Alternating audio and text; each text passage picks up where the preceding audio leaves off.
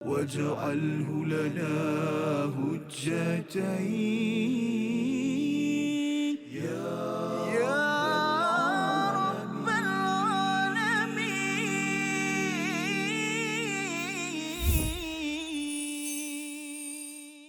وإذ أخذ الله ميثاق الذين أوتوا الكتاب لتبيننه للناس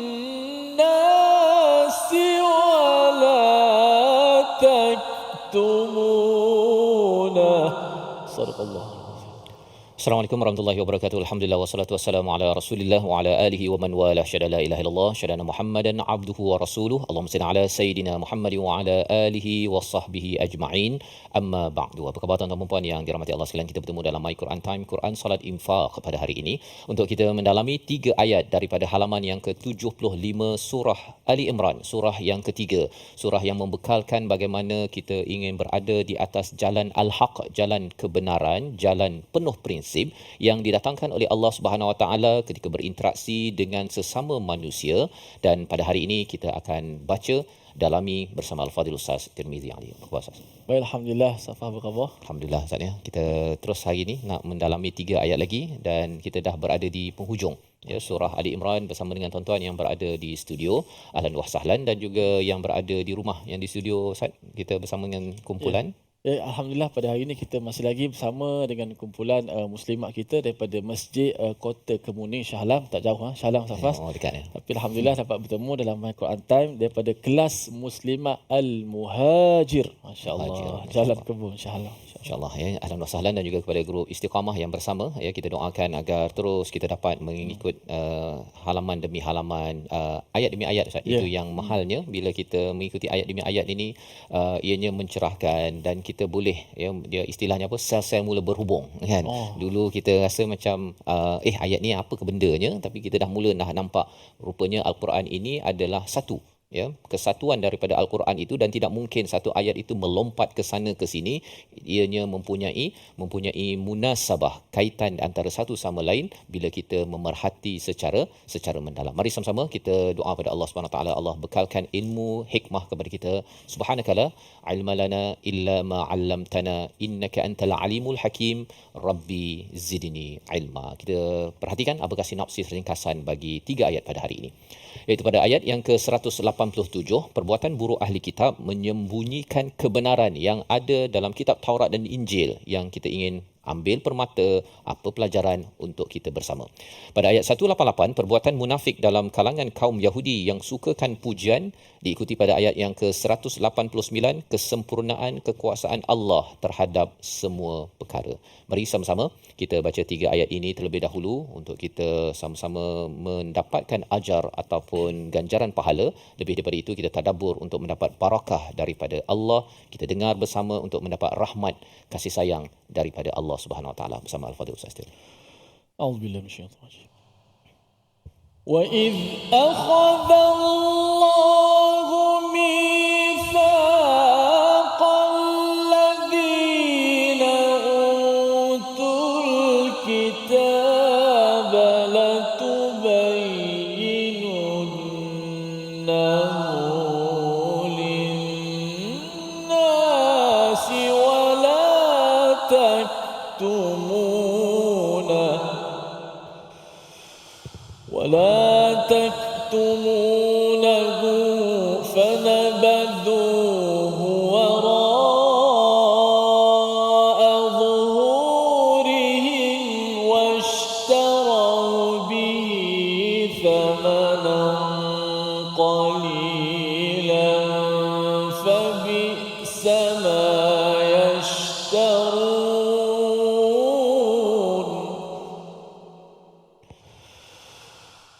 لا تحسبن الذين يفرحون بما أتوا ويحبون أن يحمدوا بما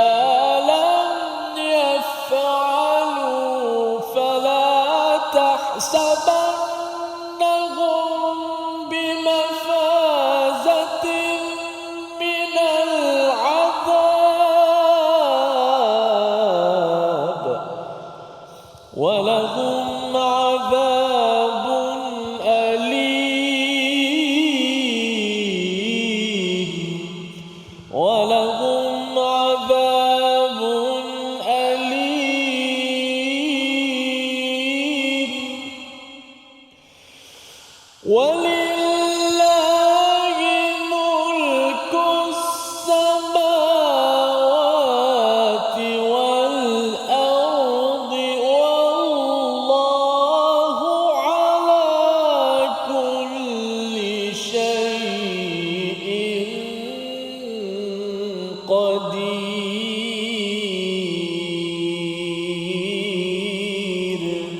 صدق الله.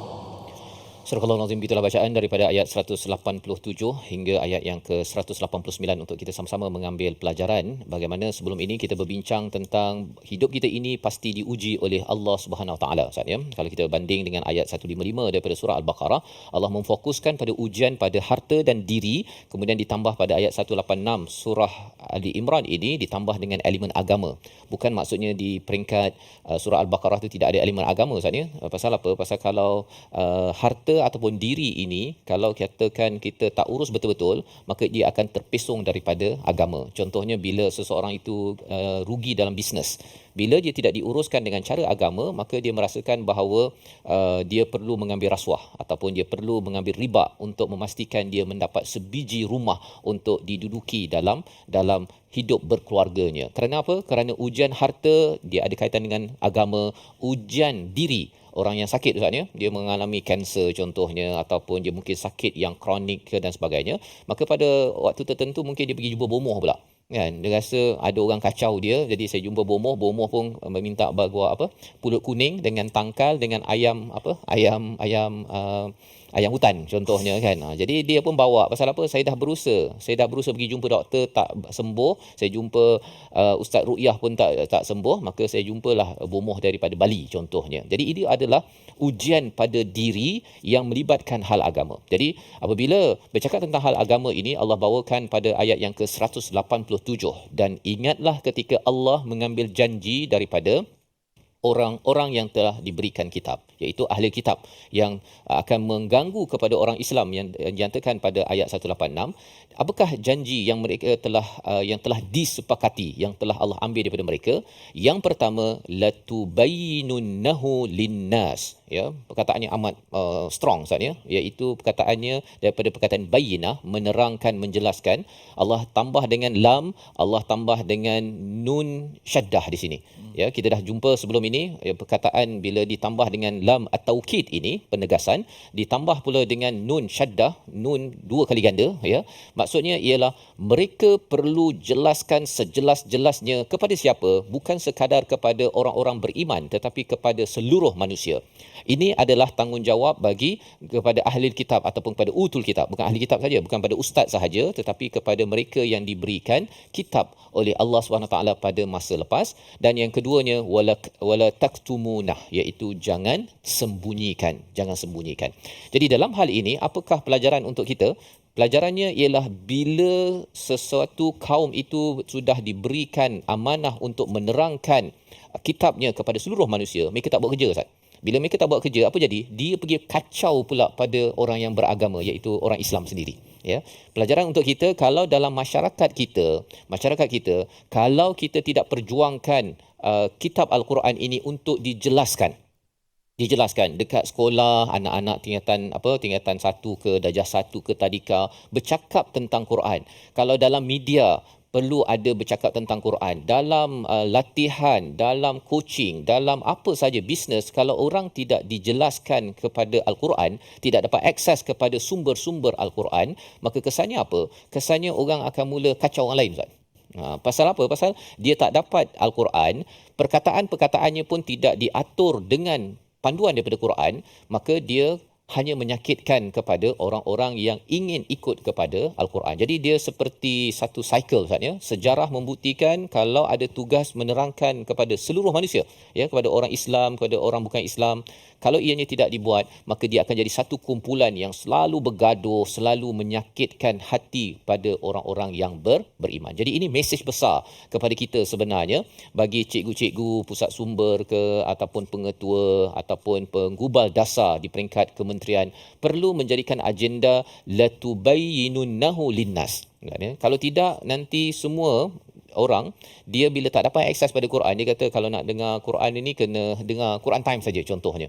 Ya, dia tidak disampaikan dalam bentuk pelbagai yang boleh access, boleh dicapai oleh pelbagai jenis orang. Maka kesannya ialah bagi mereka yang tak dapat capai, kandungan isi kehidupan mereka itu tidak berteraskan kepada Al-Quran. Jadi ini apa yang dibuat oleh utul kitab, di mana fanabadhu mereka itu melemparkan wara'a zuhurihim, di belakang mereka, washtarau bihi thamanan qalila, dan mereka menjual beli dengan harga yang murah. Ini yang mereka buat. Mereka disuruh untuk sampaikan. Bagi tuan-tuan yang berada di rumah, yang berada di studio, bila kita dah faham ini, kita kena sampaikan dengan kapasiti kita. Ya, cara mak dengan anak, ataupun cikgu dengan pelajar, ya, pemimpin dengan pengikutnya, CEO kepada staf dia, kena sampaikan. Kerana ia bukan hanya tugas satu individu atau dua individu pentadabbur, bukan sekadar itu. Kalau tidak, kesannya apa? Kesannya ada orang kata, saya tak tengok My Quran Time, jadi saya tak faham Quran. Bila dia tak faham Quran, Ustaz, dia punya perkataan dia ketika dia memimpin ke, ketika dia berceramah ke, penuh dengan kebusukan. Tidak mendapat bau yang wangi yang didatangkan daripada Al-Quran. Kita tengok sebentar lagi, ya, apa lagi panduan Allah untuk kita, ya, untuk kita sama-sama ambil pelajaran. Namun kita berehat sebentar, kembali semua selepas ini dalam My Quran Time, Quran Salat Infaq, insya-Allah. واجعله لنا هجتين يا رب العالمين.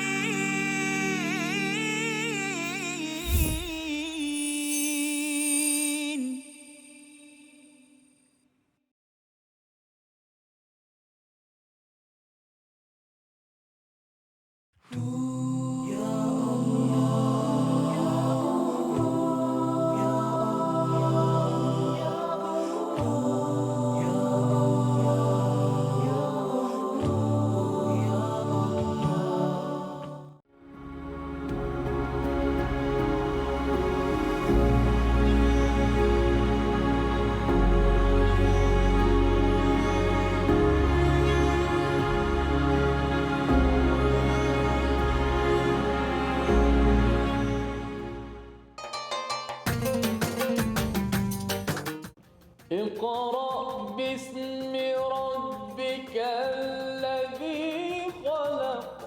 Hayati isi kandungan Al-Quran dalam My Quran Time. Setiap hari jam 12.30 hari di TV9 dan saluran Astro 149. Quran Salat Infaq.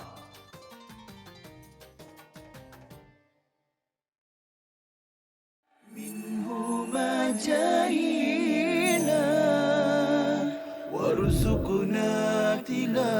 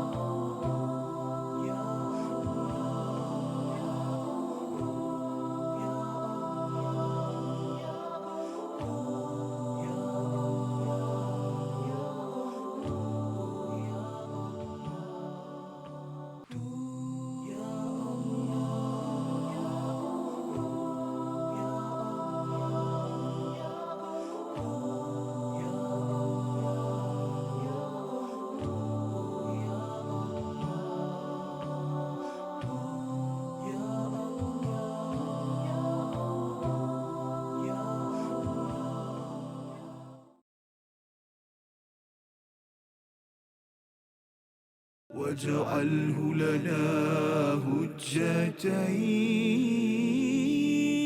يا رب العالمين.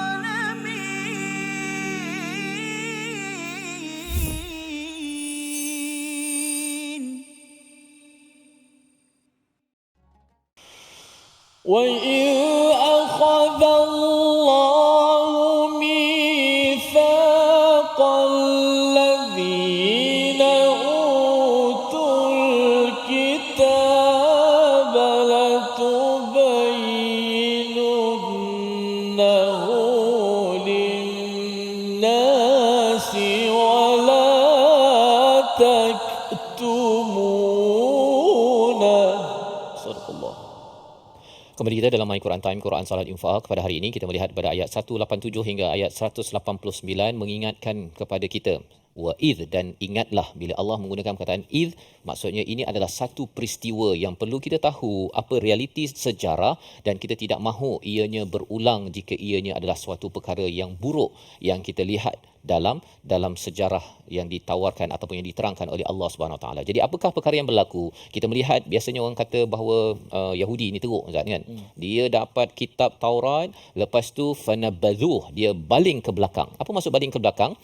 Apabila mereka sudah berjanji dengan Allah Subhanahu Wa Taala, diberikan amanah untuk menyampaikan pada seluruh manusia, dia tak kisah. Dia apa aku kisah kan? Yang penting aku dapat makan, aku dapat minum, aku tak payah pun nak menjelaskan kepada seluruh manusia. Dan peristiwa ini sebenarnya boleh berlaku dalam diri umat Islam sekarang Ustaz ya. Maksudnya yang penting ialah saya boleh solat, saya boleh baca Quran, saya boleh makan minum, saya nak sampaikan, kita tak ada sampaikan, saya punya apa aku kisah. Kan. Perkara tersebut sebenarnya ulangan kepada sejarah yang kita perlu ambil perhatian. Mengapa bila mereka tidak mengambil agenda agama ini untuk diterangkan dari masa ke semasa, akhirnya mereka melakukan personal agenda. Agenda mereka yang pertama ialah menjual dengan harga yang sedikit. Dan Allah menyatakan fabi sama yashtarun. Maksudnya teruk sangat. Bisa ini lawannya adalah nikmat. Nikmat. Bila kita doa, ya Allah, aku ingin menjadi siratal ladzina an'amta alaihim, diberi nikmat. Kalau seseorang itu nak diberi nikmat, dia kena terangkan isi Al-Quran. Sebagaimana orang Yahudi atau Bani Israel perlu menerangkan isi kandungan Taurat kepada masyarakatnya. Dan ini adalah satu peringatan besar Ustaz ya. Sehingga kan Allah menjelaskan pada ayat 188 bagaimana orang yang dah tak nak menerangkan Al-Quran, mak tak nak terangkan Quran pada si anak, si ketua tak nak terangkan Quran pada orang bawahnya kerana dia merasakan tak layak, tak sesuai, ataupun lebih daripada itu ialah tak penting. Ayat 188 menjelaskan orang yang tak mahu menjelaskan Al-Quran, menyembunyikan perkara tersebut, dia akan bermula dengan hidup penuh dengan agenda personalnya. Apa yang mereka buat? Ayat 188 kita baca bersama Ustaz Tir. A'udzubillahi minasyaitonirrajim. La tahsabanna alladhina yafrahuna bima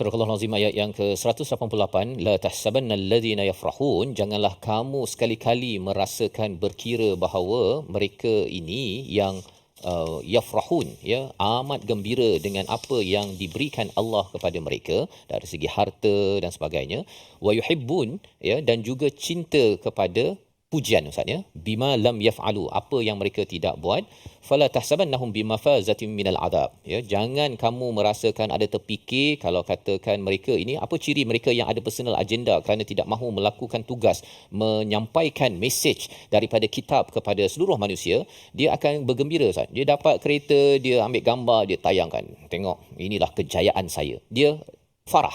Ya, sebagaimana kita maklum sebelum ini, farah di dalam Al-Quran hanya dibenarkan, apa maksud farah? Gembira melampau-lampau Ustaz ya. Hanya dibenarkan kalau ianya datang daripada Allah bila sampai di akhirat nanti. Yang di dunia ini farah boleh dibenarkan kalau kita mendapat Al-Quran Ustaz. Kita belajar hari ini, tuan-tuan di rumah hari ini belajar Quran, kita rasa, ya Allah, saya gembira sangat dengan Quran ini. Yang itu farah yang dibenarkan. Tetapi kalau kita dapat kereta baru, rumah baru, gaji, naik pangkat dan sebagainya, tidak dibenarkan untuk farah melampau gembira. Kerana apa? Kerana salah satu individu yang diselar dalam Al-Quran ialah Qarun Ustaz. Pasal dia dapat banyak harta dan Allah tidak suka. Innallaha la yuhibbul farihin. Allah tidak suka kepada orang yang farah, kerana farahnya itu, gembiranya itu akan membawa kepada kesombongan. Baik. Jadi di sini ciri mereka yang tidak melakukan tugas ini, dia akan suka kepada apa sahaja yang Allah beri kepada mereka ya. Dan yang keduanya, mereka cinta untuk dipuji Ustaz. Ini satu penyakit. Penyakitnya ialah suka dipuji walaupun tak buat. Bima lam yaf'alu. Mereka tak buat. Contohnya, dia tak buat pun untuk apa? Untuk tolong orang miskin. Tapi orang bagi nama kat dia. Ya, letak nama. Oh, terima kasih kepada Encik A contohnya. Dia rasa bangga sangat. Padahal dia tak buat pun. Dia sekadar share dekat Facebook je. Kan? Tapi pasal dia diberikan nama, ataupun kalau profesor ke pensyarah kan, dia letak nama dia tapi bukan dia yang tulis kertas jurnal tersebut. Anak murid dia yang tu bertungkus lumus, dia letak nama dia dan dia rasa, wah, ini untuk menaikkan pangkat saya di sisi Naib Chancellor saya. Maka ini adalah sifat yang boleh berlaku di dalam masyarakat apabila agenda untuk menerangkan Al-Quran ini tidak jadi keutamaan Ustaz. Tidak menjadi keutamaan. Allah bongkarkan perkara di sini nak menceritakan kalau dalam di rumah Ustaz ya, anak kita ke, kalau 2-3 orang adik-beradik ke, seorang tak basuh pinggan, contohnya kan, seorang lagi basuhkan pinggan untuk abang kakak je. Lepas tu siapa yang basuh? Oh, kami yang basuh pinggan. Yang anak yang kata bahawa dia basuh pinggan tapi dia tak buat ini perlu ditarbiah Ustaz. Dan cara tarbiah dia, minta dia untuk apa pelajaran daripada basuh pinggan ataupun apa pelajaran daripada Quran, kena biasakan untuk menjelaskan tentang perkara-perkara kebaikan, sehingga ianya rasa bersalah kalau dia mengaku, oh saya buat tapi saya sebenarnya tak buat, nak dapat pujian saja ya. Dan bercakap tentang pujian ini dalam hadis Nabi sallallahu alaihi wasallam, siapa yang memuji orang itu, dia kalau boleh baling tanah pada orang tersebut kan ya. Jadi di sini konsep pujian dalam Al-Quran, dalam hadis Nabi ialah boleh tak kita puji? Boleh Ustaz. Tapi puji yang diperlukan adalah kepada mereka yang perlu kita tarbiyah, didik untuk menaikkan semangatnya. Dia baru nak belajar solat, jadi kita kata terbaik kan, teruskan perjuangan ya untuk solat ya, insya-Allah Allah berikan ganjaran. Tetapi kalau katakan bagi penceramah-penceramah Ustaz ya, ini perkara yang perlu sangat diberi perhatian. Penceramah ke, pentadabbur ke, orang-orang yang dah masuk TV ke menjadi penceramah kan. Yang ini tak payah pula kalau katakan khutbah ke, dia ceramah bagus, kata oh terbaik lah, saya nak bergambar selfie sekejap lah kan. Tak payah ya. Pasal apa? Orang-orang begini tak perlukan pujian. Yang perlu apa Ustaz ya? Kita kan perlukan doa. Ya, daripada tuan-tuan yang berada di rumah, yang berada di studio. Ya, pasal apa? Pasal kalau kita kata terbaik, ya teruskan, saya amat hargai, kita puji, tak menambah pun ya kepada orang tersebut. Malah dia rasa bahawa kalau dia dipuji dan orang lain tak puji, dia rasa ini tak memuji saya ni, saya akan ketepikan. Dia merosakkan hati kepada orang yang sedang membawa kepada perjuangan agama. Ya, jadi bagi orang yang sedang mencari agama, ya, sedang berbuat, perlu support, kita gunakan pujian. Nabi memuji, tetapi Nabi tak perlukan pujian. Sahabat kata, ya Rasulullah, ya, jazakumullah khair. Tak payah. Teruskan doa, kerana yang penting bagi orang yang membawa mesej-mesej agama ni kena jaga hati Ustaz. Kalau hati tak jaga, dia mulalah dia buat perangai, dia nak budaya selebriti. Dan budaya selebriti ini siapa yang buat? Satu, penceramah tu sendiri yang beri peluang. Yang kedua ni pasal orang lain angkat. Dia angkat. Lepas tu kalau dia tersilap sikit saja dekat Facebook, ada orang backup walaupun memang silap. Jadi ini adalah satu tragedi yang perlu kita beri perhatian, kerana siapa yang ambil pujian pada perkara yang dia tak buat, ya, bimafazatin wala tahsabannahum bimafazatin minal adab. Jangan kamu merasakan mereka ini selamat daripada azab. Membawa pada perkataan pilihan kita pada hari ini, kita perhatikan. Perkataannya ialah fanabadhuhu wara'a zuhurihim. Perkataannya nabadha, kata akarnya, iaitu melemparkan. 12 kali disebut dalam Al-Quran, dalam surah Al-Baqarah, surah Taha dan juga surah Saffat, menceritakan bahawa ada umat yang membaling tanggungjawab untuk menyampaikan mesej wahyu dan kita tidak mahu mengulang sejarah tersebut.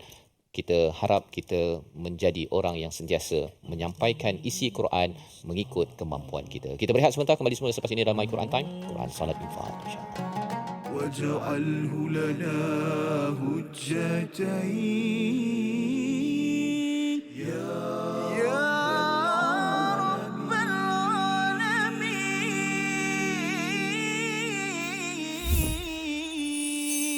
العالمين. Kami dari Persatuan Rumah Ngaji Negeri Kelantan menyokong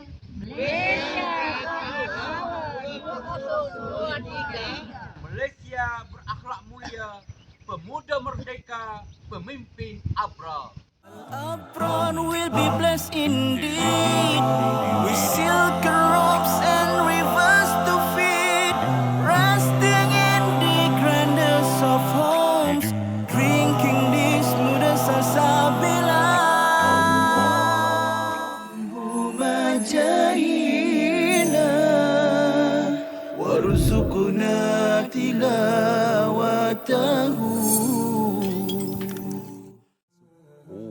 Dia hadis palsu disebut hadis maudhu', satu. Okey. Ada hadis la yu'rafu, hadis yang tak diketahui. Okey. La yasih, tidak sahih. Tidak sahih. Ada satu jenama dia la aslalahu, tidak ada asal. Antara nama lain hadis palsu adalah tidak ada asal. Ya. Tuan-tuan Kalau- puan-puan, catatkan dalam nota. Kalau kita jumpa seorang budak lelaki kan, Ha. kita tanya dia, adik dari mana? Kan? Saya dari sana. Mana mak? Saya memang tak ada mak. Ayah? Ayah pun tak ada. Memang yatim piatu ke? Tak. Saya memang lahir, tiba-tiba ada kat dunia ni. Alamak. Jadi sepatutnya anak ni dia mesti ada ayah, Ada ayah, ada mak. ibu yang melahirkan dia. Ya, Kalau dia kata dia tiba-tiba muncul, siapa pun tak boleh nak terima. tak boleh. Demikianlah hadis palsu. Tiba-tiba muncul, tidak ada sanad, Okey. tidak ada periwayatan, tidak ada jalur periwayatan. Okey. Tiba-tiba muncul, tiba-tiba tersebar. واجعله لنا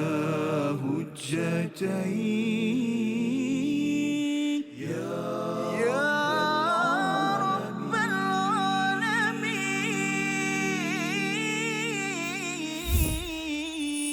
العالمين.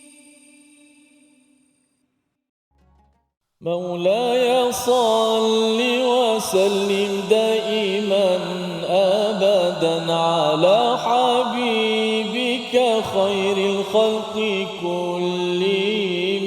مولاي صل وسلم دائما أبدا على حبيبك خير الخلق كلهم. يا ربي صل على يا ربي بالمصطفى بلغ مقاصدنا واغفر لنا ما مضى يا واسع الكرم. يا ربي بالمصطفى بلغ مقاصدنا واغفر لنا ما مضى يا واسع الكرم. Allahumma salli ala Sayyidina Muhammad wa ala ali Sayyidina Muhammad. Alhamdulillah. Terima kasih kepada semua para penonton terus setia dalam My Quran Time, Quran, Salat dan Infak.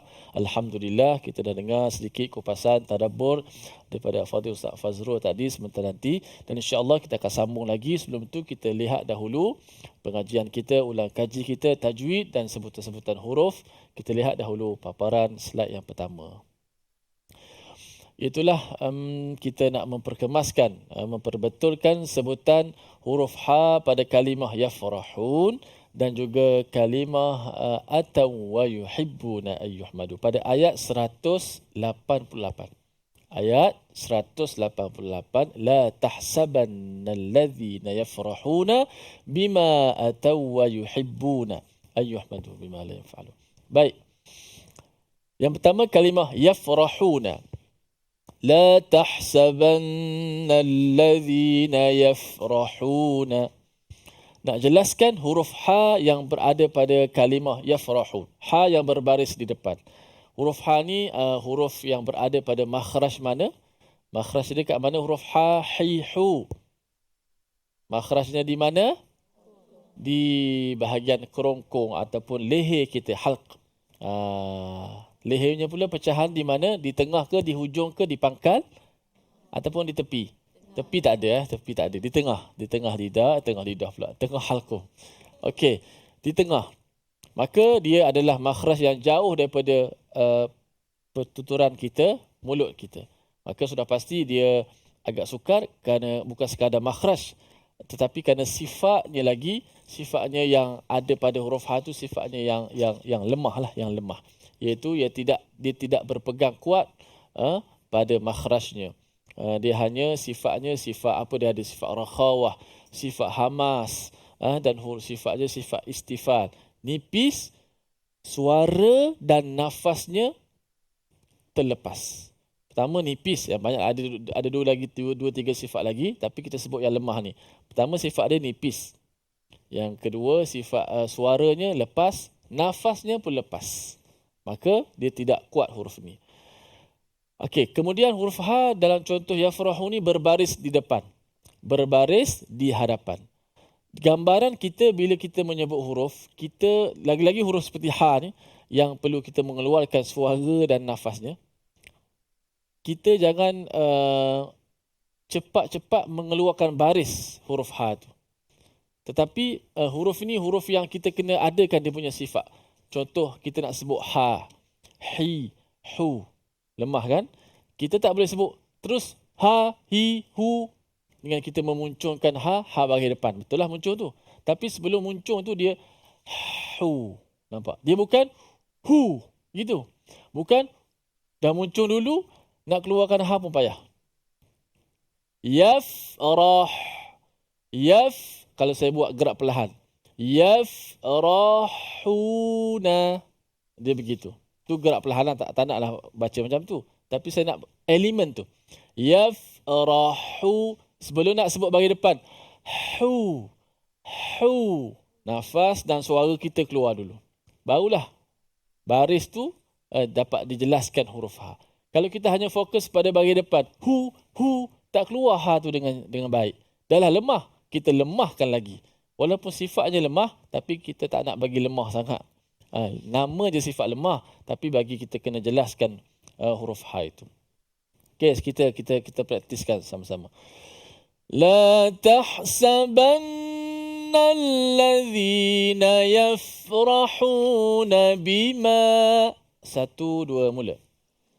La tahsabanna alladhina yafrahuna bima. La tahsabanna alladhina yafrahuna bima. La tahsabanna alladhina yafrahuna bima. Yafrahuna bima. Yafrahuna bima.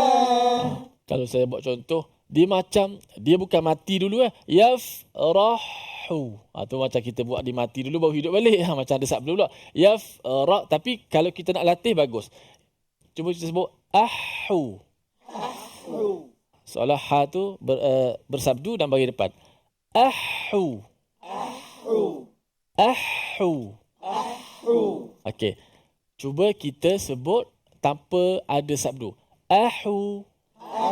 Ada beza kan? Ahu. Sabdukan dia. Ahu. لا تحسبن الذين يفرحون بما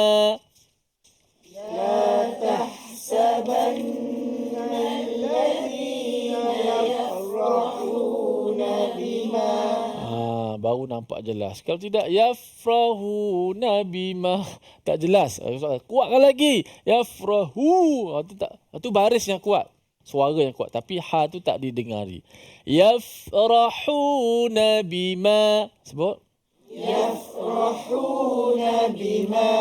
Walau macam mana pun, kuat tak kuat pun sekadar itu je bunyinya. Sebab dia lemah. Kan, kalau nak kuat lagi tu kena letak telinga dekat mulut orang tu, barulah dapat dengar dengan jelas. Kadang-kadang kita duduk jauh ni, saya tak boleh lah nak dengar sebiji macam saya baca, sebab saya duduk jauh macam ni kan. Kalau penonton di studio, lagilah kalau kat rumah dan saya tak nampaknya kan, bunyi apa pun saya tak tahu. Tapi itu sifat lemah, sekurang-kurangnya ada bunyinya, kita dengarnya. Sebab itulah daripada kaedah-kaedah macam ni kan, kenapa saya buat ahu. Kan banyak kita tengok kaedah di luar. Kaedah kilat, kaedah guruh, kaedah petik. Orang belajar Quran kan. Ni kaedah barak. Dia punya kaedah supaya nak kan qiraatinya ikra.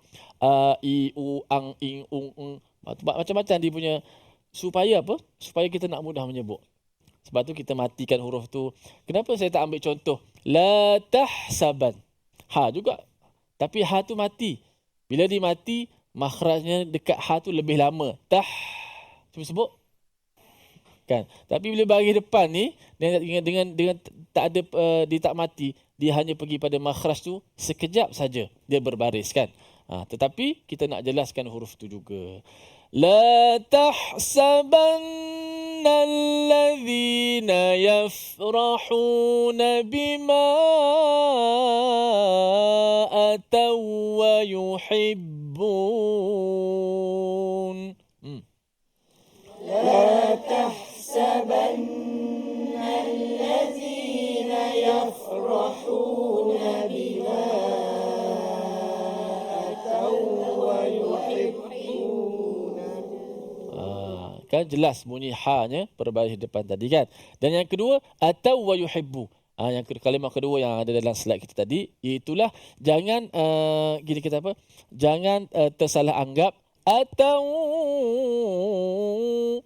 dia ingat ada idgham. Idgham dengung-dengung ni mesti ada nun mati ataupun tanwin. Kalau tak ada dua tu, tak ada istilah dengung. Tapi ayat ni kalimah ni seakan-akan macam tu. Atau ada waw pula macam idgham ni. Rupanya cari nun tak ada pun nun. Tak ada pula tanwin. Jadi sini tak ada dengung. Dia masuk saja. Waw tu masuk saja dalam waw kedua tanpa boleh dipanjangkan. Atau wa yuhibbu bima atau wa yuhibbuna an yuhmadu. Bima. Atau wa yuhibbuna an yuhmadu.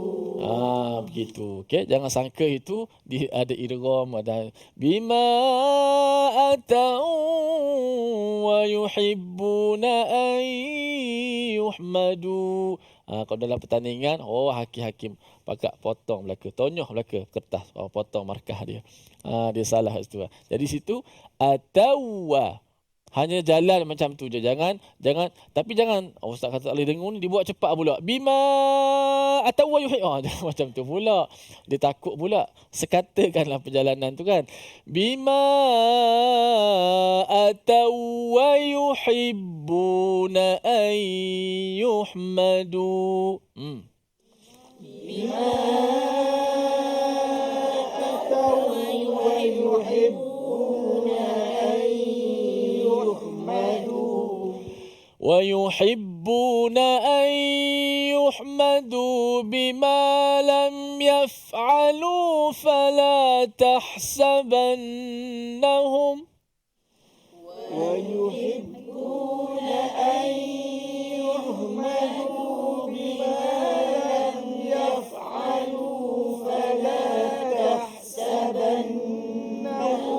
فلا تحسبنهم بمفازة من العذاب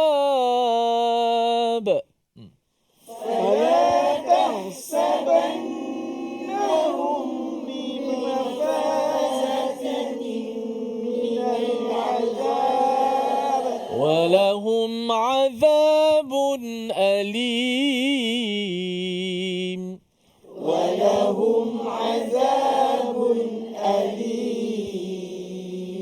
Wal'iyadzu billahi min dzalik. Moga Allah Taala selamatkan kita daripada menjadi bahan bakaran azab yang sangat pedih itu dengan keberkatan Al-Quran yang kita belajar. Amin. Berehat seketika. Kembali selepas ini. Jangan ke mana-mana dalam My Quran Time. واجعله لنا هجتين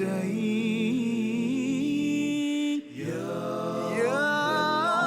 رب العالمين.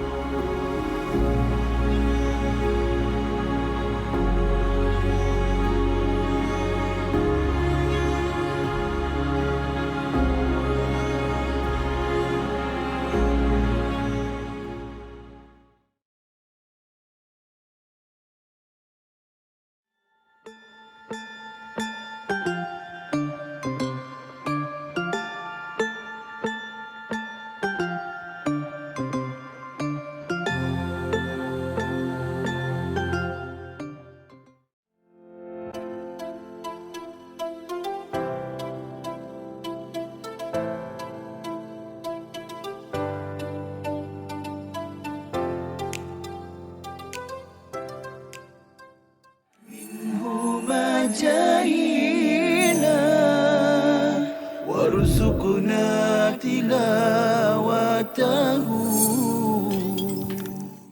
Ketika mana berlakunya penyakit ataupun wabak yang besar tu, adakah itulah solat tu dibolehkan ataupun tidak, bagaimana? Okey, baik. Yang ni sebenarnya satu soalan yang memang biasa ditanya. Iaitu pada awal-awal Covid dulu, kalau tuan-tuan puan-puan perasan, yang mana sebahagian besar daripada masjid, bukan sebahagian besar, maknanya semua masjid dalam negara ni ditutup. Dan dia bukan dilakukan di Malaysia sahaja, bahkan di seluruh dunia Ustaz Husaini. Saya ingat dekat Mesir tu ada macam satu demonstrasi depan masjid, orang solat juga. Walaupun masjid dikunci, kerana pada mereka dia kata solat jemaah ni perkara yang wajib, kita kena solat juga macam mana pandemik pun yang berlaku. Tapi bila kita perhatikan dalam hadis, kalau kita ikutkan, kalau nak tengok betul tak berlaku ataupun ada tak berlaku pandemik pada zaman Rasulullah, kita perhatikan tidaklah ada secara langsung disebutkan mengenai pandemik, tetapi ada kelonggaran yang diberikan dalam Islam. Boleh kita solat berjemaah di rumah, sekalipun pada arahan asal tadi memang kita diminta untuk solat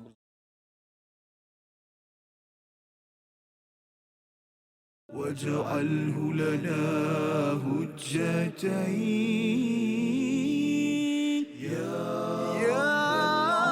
رب العالمين.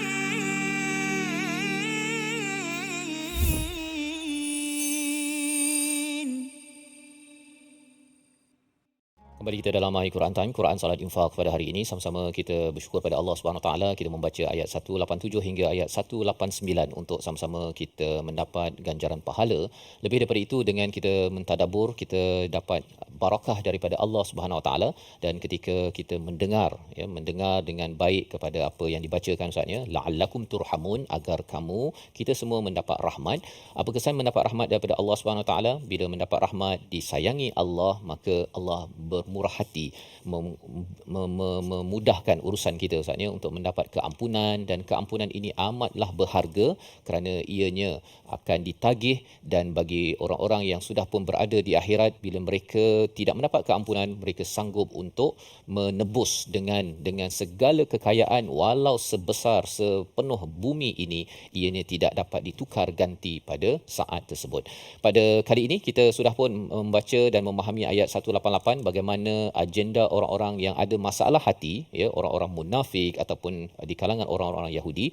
Mereka ini mengambil kredit, mengambil pujian pada apa yang mereka tidak buat. Salah satunya Ustaz, dia cakap bahawa kalau kami tak sokong Nabi Muhammad itu, dia tak akan ada follower, dia tidak akan se-famous yang ada sekarang ini. Itu adalah perkataan-perkataan mereka, ya. Padahal sebenarnya bukan kejayaan Nabi Muhammad itu ada kaitan dengan mereka pun, ya. Kejayaan apa sahaja dalam dunia ini, tuan-tuan sekalian, adalah milik Allah Subhanahu Wa Taala. Itu adalah kaedah bagaimana kalau kita berjaya dalam sesuatu perkara, bercakap, menulis ataupun membuat sesuatu perubahan, semuanya itu adalah dengan barakah daripada Allah Subhanahu Wa Taala, bukan kita.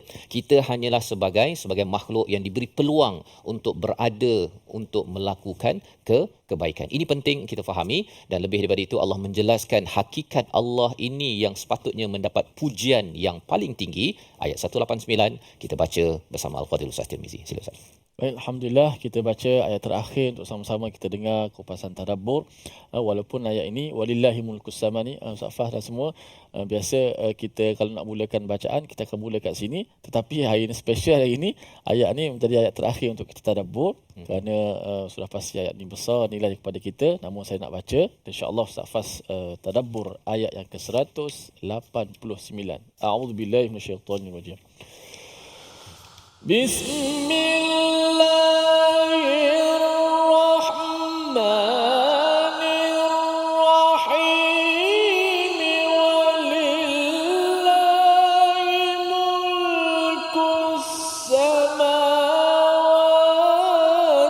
wal ardi wallahu ala kulli syai'in qadir.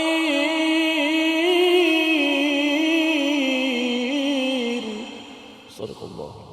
Surah Al-Azim ayat yang ke-189, dan milik Allah lah kerajaan langit dan bumi, dan Allah lah maha berkuasa atas segala sesuatu. Inilah hakikat tauhid yang perlu kita faham berkaitan dengan isu awal pada ayat 188 tentang pujian, ya, tentang pujian ataupun yafrahu nabima, atau iaitu amat bergembira atas apa yang dilakukan. Maksudnya ialah bila kita berjaya melakukan sesuatu perkara, kita tidak dibenarkan untuk melampau gembira tetapi menyerahkannya kepada Allah Subhanahu Wa Taala. Malah sebenarnya kalau berjaya Ustaz, berjaya habis majlis ini, contohnya berjaya dalam satu dalam diskusi, satu perjumpaan, mesyuarat, malah ketika Fathu Mekah, apakah yang diseru dalam surah Al-Fath ataupun bukan surah Al-Fath, surah An-Nasr Ustaz, surah Iza Jaa itu, iaitu perlulah fasabbih bihamdi rabbika wastaghfir, ya, kita bertasbih, kita bertahmid dan juga kita beristighfar pada Allah Subhanahu Wa Taala. Itu sebabnya kita ada doa kafaratul majlis Ustaz, kan? Subhanakallahumma bihamdika asyhadu an la ilaha illa anta astaghfiruka wa atubu ilaik. Itu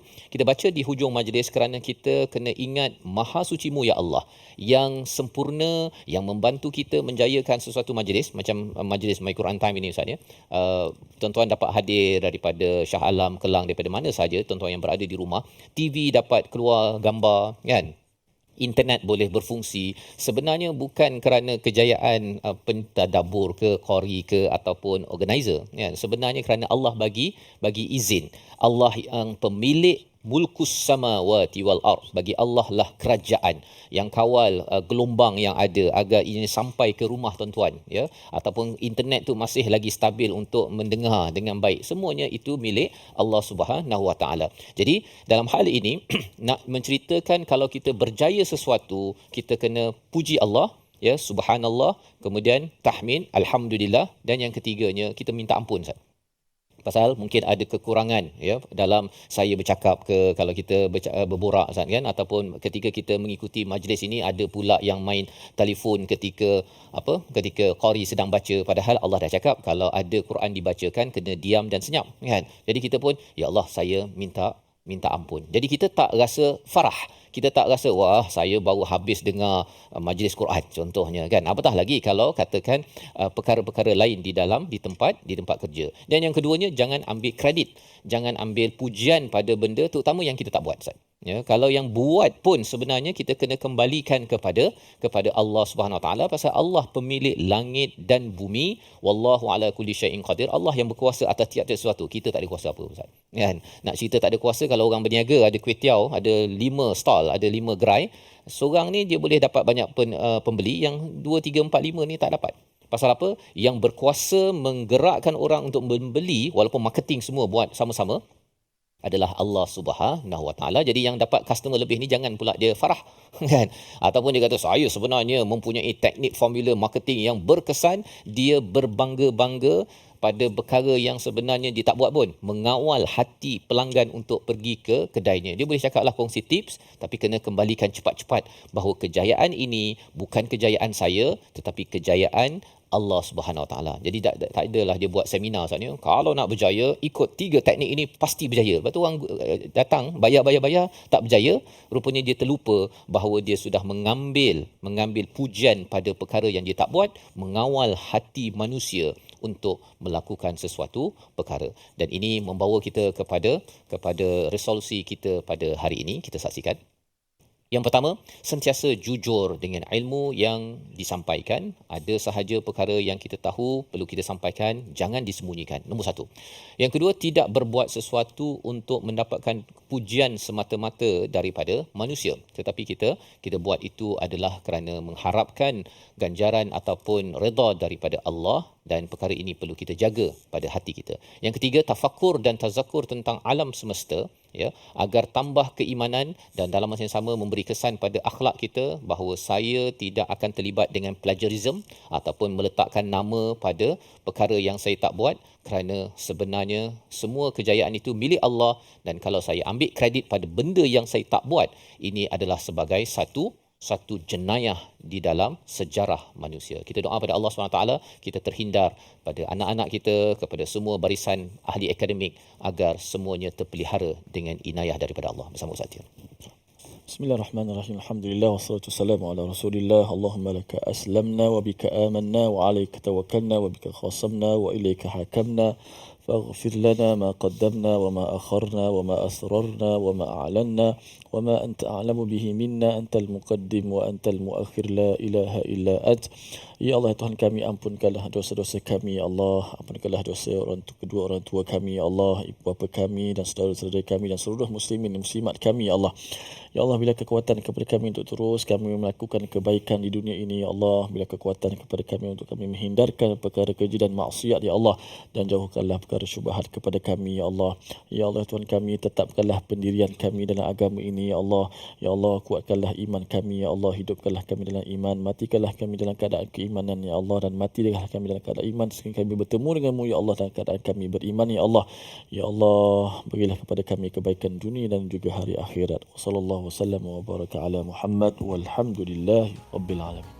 Amin amin ya rabbal alamin. Moga-moga Allah mengabulkan doa kita pada hari ini, menerima segala amal kita, dan salah satu cara untuk kita meneruskan perjuangan nilai yang kita belajar pada hari ini ialah dengan kita bersama dalam tabung gerakan Al-Quran sebagai satu platform. Tuan-tuan boleh menyumbang dan juga berhubung dengan nombor di talian 0193803635 itu untuk kita berbincang bagaimana untuk kita memastikan tabayyun ataupun tibyan, ya, menjelaskan, menerangkan kepada seluruh manusia dapat dilaksanakan agar kita tidak diselar ataupun ditemplak sebagaimana ayat 187 sebentar tadi, di mana kita membaling ke belakang, tidak kisah bahawa kita ada amanah untuk menjelaskan isi kandung Al-Quran ini ikut kemampuan kita kepada seluruh masyarakat. Senja berlabuh, burung tempua, tanda maghrib sudah dekat. Jelaskan Quran di mana jua agar hati lebih terubat. Kita bertemu lagi My Quran Time. Quran, salat, infak, insya-Allah.